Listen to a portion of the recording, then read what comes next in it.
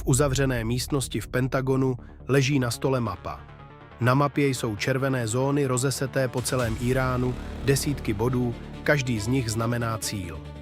Muž, který tuto mapu sestavil, tvrdí, že se nepočítá na dny, ale na hodiny. A zatímco prezident veřejně mluví o klidu a deeskalaci, v podzemních místnostech se odehrává něco úplně jiného. Začalo to potichu. Nikdo tomu zpočátku nevěnoval pozornost. Před několika týdny se objevily první zprávy o výbuchu na okraji íránského zařízení pro obohacování uranu poblíž Natanzu. Íránská státní média to označila za technickou závadu. Nezávislí analytici viděli něco jiného, stopy po sabotáži, přesně cílenou operaci, která vyřadila z provozu celou kaskádu odstředivek. O týden později přišel další incident, tentokrát na velitelském stanovišti Islámské revoluční gardy nedaleko Isfahánu. Oficiálně požár způsobený zkratem. Neoficiálně, podle zdrojů obeznámených se situací, šlo o precizně provedenou kybernetickou operaci kombinovanou s fyzickým útokem dronu s malým doletem, vypuštěného odkudsi z blízkosti íránských hranic. A pak přišly zprávy, které vše změnily. Televize PBS jako první informovala o tom, že v uzavřených prostorách amerického kongresu a Pentagonu probíhají briefingy nejvyšší úrovně, na kterých se probírá scénář rozsáhlé vzdušné kampaně proti vojenské infrastruktuře Íránu. Podle zdrojů blízkých těmto jednáním jde o odpověď na sérii skrytých úderů, které pokračují navzdory veřejným prohlášením Donalda Trumpa o snaze věci uklidnit. Jinými slovy, něco se děje pod povrchem, zatímco na povrchu všichni mluví o míru. Zamyslete se na chvíli nad tím, jaké to je, když víte, že rozhodnutí, které změní životy milionů lidí, se možná právě teď dělá v místnosti, kam se nikdy nepodíváte. Máte pocit důvěry v ty, kdo mají moc? Nebo spíš neklid, že rozhodnutí padají rychleji, než stihneme pochopit jejich důsledky? Podle uniklých informací z jednoho z těchto briefingů obsahuje seznam potenciálních cílů více než 100 pozic. Jsou tam íránské systémy protivzdušné obrany ruské výroby, radarové stanice podél pobřeží Perského zálivu, základny balistických raket poblíž měst Kermánšáh a Tábrís, sklady raket krátkého doletu typu Fateh 110 a Zolfagar a samozřejmě podzemní jaderná zařízení ve Fordo a Natanzu. Na seznamu jsou i velitelská centra Islámské revoluční gardy, včetně těch, která koordinují tzv. Zástupné síly v regionu. Jeden z účastníků jednání, jehož jméno zůstává utajeno, měl na briefingu prohlásit, že pokud se skryté útoky nezastaví do konce týdne, doporučení zní jasně přejít k otevřené vojenské akci. Pentagon na dotazy novinářů reagoval strohým prohlášením, že veškeré možnosti zůstávají na stole a že Spojené státy si vyhrazují právo bránit své zájmy a spojence v regionu. Bílý dům mezitím trvá na oficiální linii, žádná eskalace není plánována, veškerá diplomatická jednání pokračují. Ale kdo dnes ještě věří tomu, co se říká na tiskových konferencích, když víme, že o pár pater níž se plánuje válka? Reakce Teheránu na sebe nenechala dlouho čekat. Nejvyšší vůdce Íránu ve svém projevu varoval, že jakýkoliv pokus o agresi bude potrestán tvrdou a rozhodnou odpovědí. Velitel revoluční gardy prohlásil, že íránské síly jsou připraveny na jakýkoliv scénář a že nepřítel bude litovat každého kroku. Slova sice zněla jako obvyklá rétorika, kterou jsme z Teheránu slyšeli mnohokrát, ale tentokrát byla doprovázena něčím konkrétnějším. Satelitní snímky totiž ukázaly přesun raketových baterií blíže k pobřeží a zvýšenou aktivitu na základnách rychlých člunů revoluční gardy v Hormuzském průlivu. A tady se dostáváme k jádru problému. Hormuzský průliv, úzký pruh vody, kterým denně proplouvá pětina světové ropy. Íránská rétorika o možném uzavření průlivu není nová, ale tentokrát jí doprovázejí manévry desítek malých rychlých plavidel, vybavených protilodními raketami. Ropné tankery mění trasy, pojišťovny zvyšují sazby za rizikové oblasti a ceny ropy na světových trzích rostou už 3. den v řadě. Washington reagoval tím, co umí nejlépe, demonstrací síly. Do Perského zálivu byla vyslána úderná skupina letadlové lodi USS Gerald R. Ford, doprovázená křižníkem třídy Ticonderoga a 4 torpédoborci třídy Arleigh Burke, včetně USS Cole, lodi, která má se zálivem svou vlastní bolestnou historii. Letadlová loď nese na palubě více než 60 letounů, mezi nimi stíhačky F-35C a F-A-18 Super Hornet, schopné provést údery hluboko na íránském území během několika hodin od vydání rozkazu. Souběžně byla do regionu přesunuta i druhá skupina kolem USS Dwight D. Eisenhower, což znamená, že v oblasti se poprvé za několik let ocitají 2 letadlové lodě současně. Na základnách v Kataru a Bahrajnu přistály desítky bombardérů a stíhaček F-16, doprovázené tankovacími letouny a průzkumnými dronů MQ-9 Reaper, které začaly létat podél íránských hranic. Irán na tyto lety reagoval nasazením vlastních stíhaček MiG-29 a bombardérů Su-24, které se v posledních dnech několikrát přiblížily k americkým dronům natolik, že velitelé mluvili o nebezpečném zblížení. Jeden z dronů MQ-9 byl podle neoficiálních zpráv sestřelen iránskou protivzdušnou raketou nedaleko ostrova Abu Musa. Pentagon to prozatím oficiálně nepotvrdil.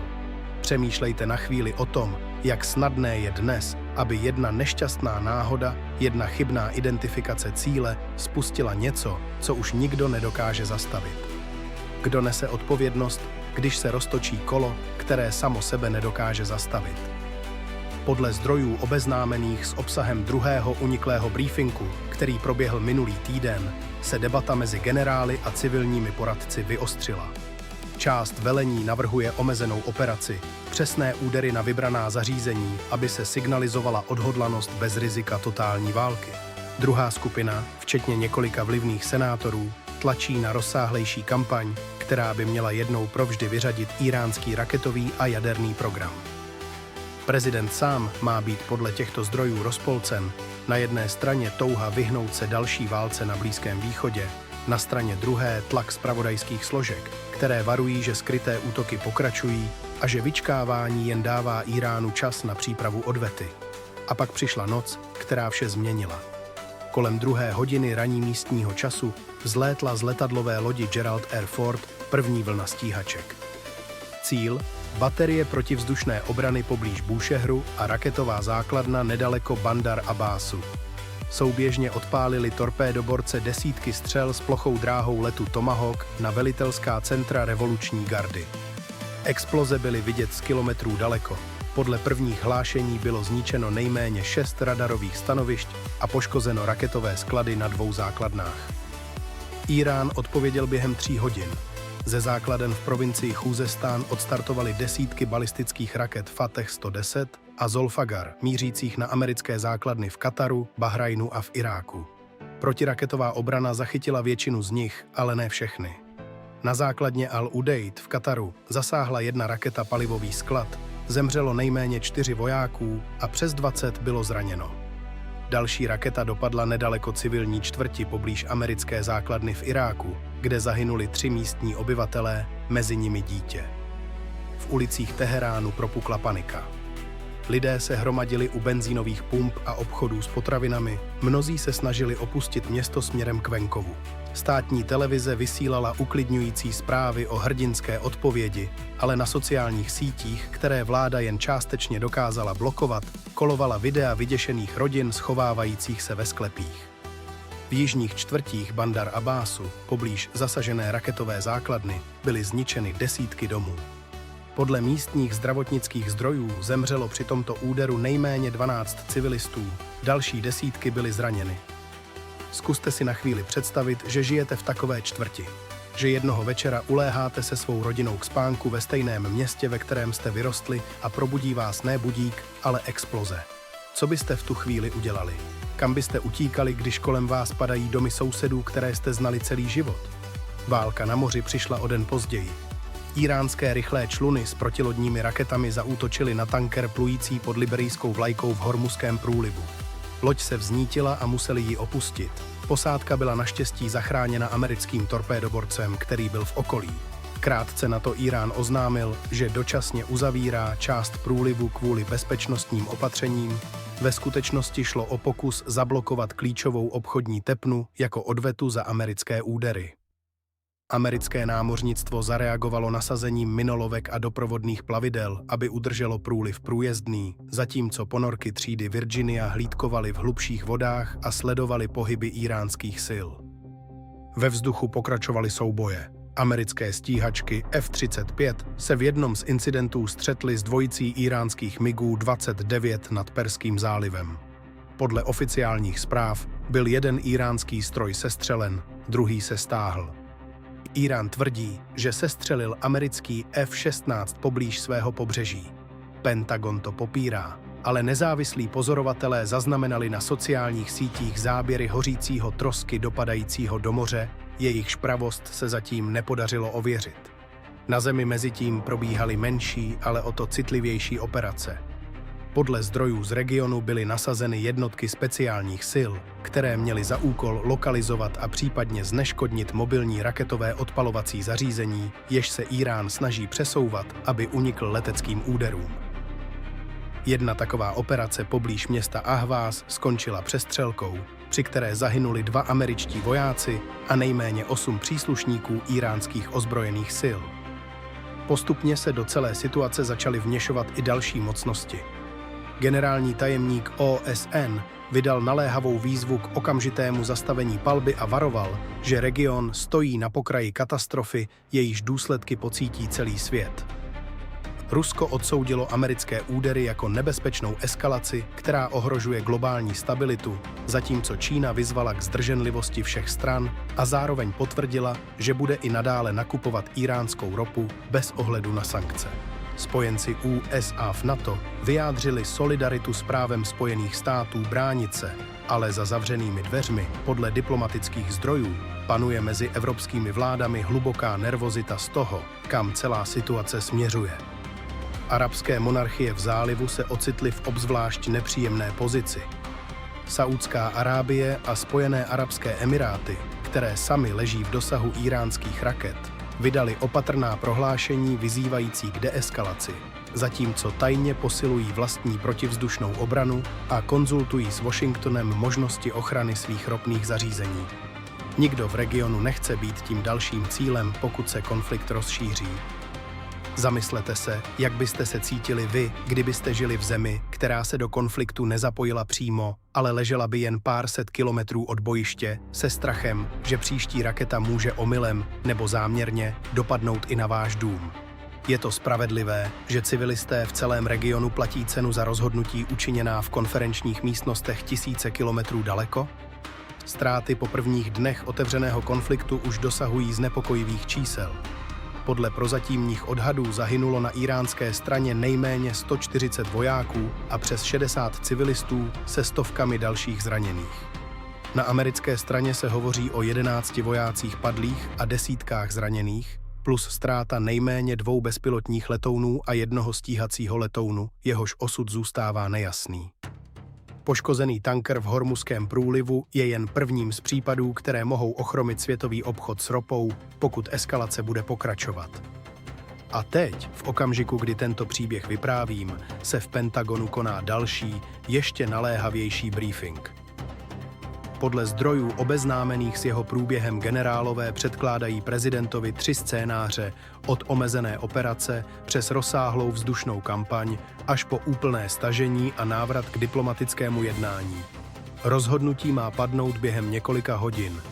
Zatímco venku novináři čekají na oficiální prohlášení, uvnitř budovy se rozhoduje o osudu regionu, který by mohl v následujících dnech vypadat úplně jinak než dnes.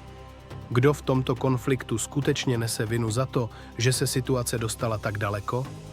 Byla to série skrytých útoků, které Írán popírá, ale nezávislé zdroje jim přisuzují stále více důkazů? Nebo je to rozhodnutí Washingtonu odpovědět silou namísto pokračování v tichém, i když napjatém statu quo? A co byste udělali vy, kdybyste seděli v té místnosti s mapou plnou červených zón, s vědomím, že vaše rozhodnutí může znamenat život nebo smrt pro tisíce lidí na obou stranách? Historie nám ukazuje, že válka nikdy nezůstává tam, kde začala. Šíří se jako oheň, který nikdo nedokáže zcela kontrolovat, ať jsou plány sebepřesnější a zbraně sebepřesnější. Zatímco politici v Bílém domě a generálové v Pentagonu debatují o strategiích a scénářích, v ulicích Teheránu, Bandar Abbásu i na základnách v zálivu žijí lidé, pro které je tento konflikt mnohem víc než jen položky na mapě s červenými zónami. Je to jejich domov, jejich rodiny, jejich budoucnost, která visí na vlásku. A možná je na místě otázka, kterou by si měl položit každý z nás, bez ohledu na to, na které straně světa žijeme, kolik dalších takových nocí, plných explozí a strachu, ještě potřebujeme, než si uvědomíme, že mír, byť křehký a nedokonalý, je vždy lepší volbou než jistota další války.